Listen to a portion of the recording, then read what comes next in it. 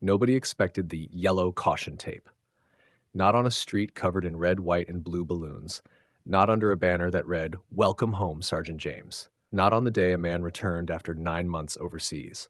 But there she was, Karen, standing dead center in the cul-de-sac like a self-appointed Border Patrol agent, navy blazer sharp, pearls tight against her throat, holding a clipboard like it was a weapon.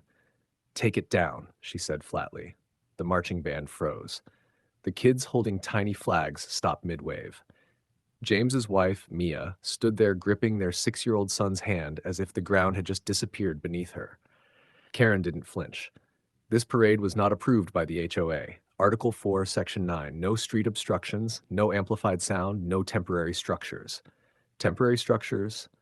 She pointed at the banner, at the balloons, at the welcome home sign made by children, and then she dropped it. "If you don't remove everything in 10 minutes, I will have the police clear the street." The silence was suffocating. A man who survived mortar fire was about to be told he couldn't come home to his own street. Karen adjusted her glasses. "You people think rules don't apply to you because of a uniform?" Gasps rippled through the crowd. That's when someone across the street started recording, and Karen kept talking. Karen didn't realize the entire neighborhood had stopped breathing.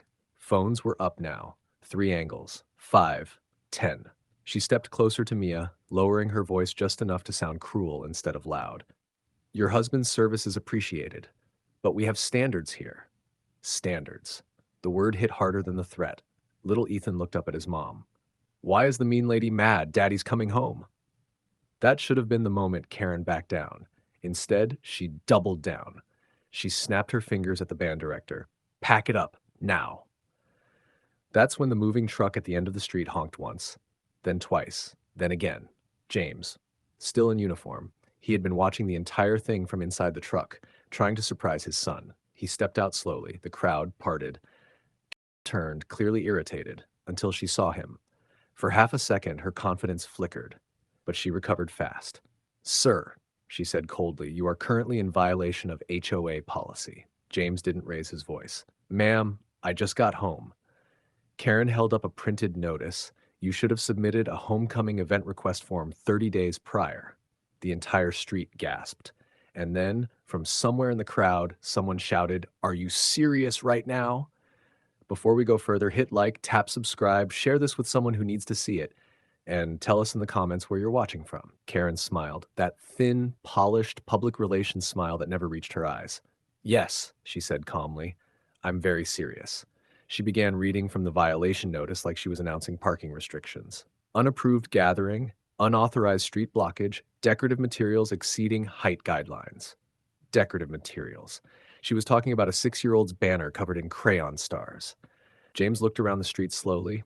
The flags, the neighbors, his wife fighting back tears. Then he looked back at Karen. "Is this really what you want to do?" Karen straightened.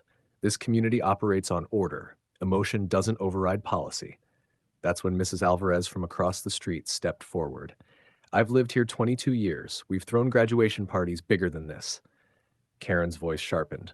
"Those were properly filed." Mr. Thompson chimed in, holding up his phone. "So you're telling us welcoming home a deployed soldier is a violation?"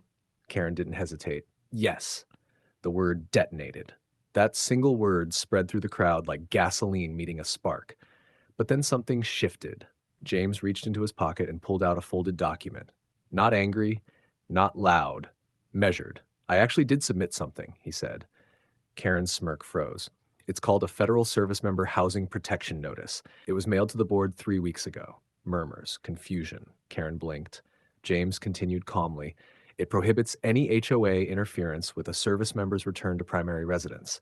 And then he added quietly, "You signed for it." Karen's face drained. The crowd leaned in. Karen's lips parted. Nothing came out. First time since she'd marched into the street with that clipboard, she looked small.